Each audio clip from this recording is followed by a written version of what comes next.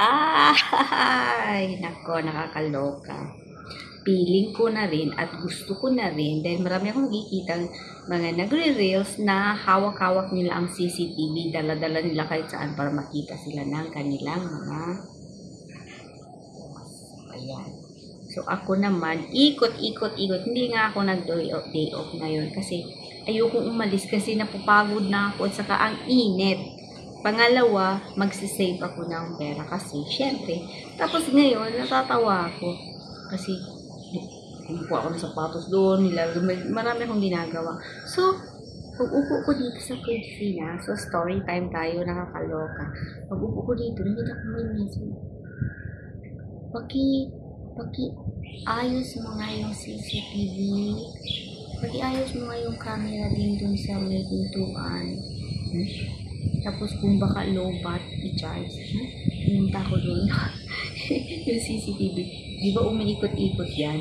Umiikot-ikot kasi.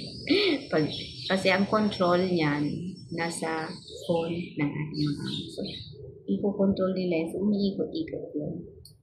So, nakadikit naman kasi yan sa amin. Nilagyan niya kasi nakadikit. So, steady yun. So, umiikot-ikot yun. Ikot-ikot. So, siguro, hindi ako nakakagilap ng CCTV. So, walang tao dito. Hindi wala silang makita kasi nga, ako lang mag-isa. Tapos, siguro, yung time na magmamonitor. So, hindi ako makita. So, siguro, tuwing titingin, wala ako. Kaya, hindi maahagilap. Pwede naman yung iba ata. Pwede iba yung dating record message. Baka daw na lobat. Baka daw. Kasi, syempre, kung mag-reply ako, alam na andito ako sa bahay. So, kung hindi ako magre-reply, ibig sabihin, wala ako dito sa bahay. Wow. So, nag-reply ako. Tapos na, chinarge ko na, hindi pa naman sa lupa. Yung sa door, hindi pa naman sa lupa. Tapos yung dyan sa may sala, so dito sa wala. So, so, wala. So, hindi makikita. So, okay. Hindi pa naman sa lupa. So, pumunta ako dito. Okay na. Tapos, siyempre, tingnan lang yung message. Wala namang walang response. Wala. Nagtatawa lang ako at napapaisip ako. Wala kasi siya dito. Nasa ibang bansa. Nasa ibang bansa kasi siya. So,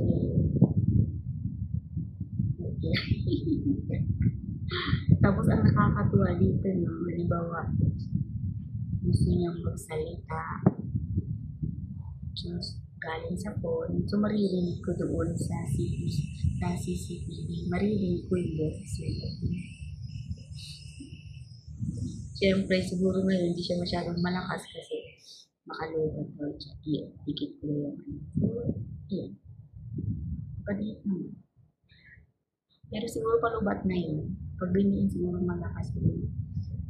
Hagilap sa parang gusto kong bitbitin.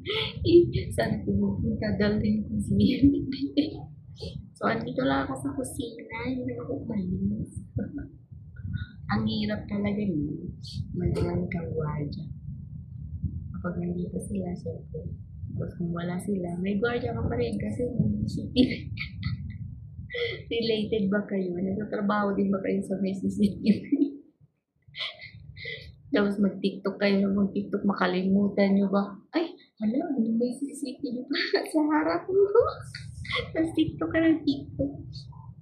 Minsan may marinig ka na lang boses. Maganda, gusto ko yung camera dito kasi naririnig mo yung boses pag magsalita doon.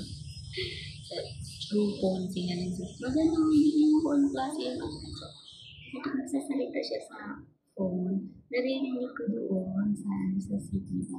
So, tinatawag niya yung pangalan ko doon. Tapos CCTV, naririnig ko. So, gusto ko yung ganun klase sa CCTV. Parang okay siya. High-tech masyado. Tatawa ako. Parang gusto kong bitbitin yung CCTV kung saan ako pupunta. Tapos kung kakain ako ng rice, ilalagay ko dyan sa harap ko.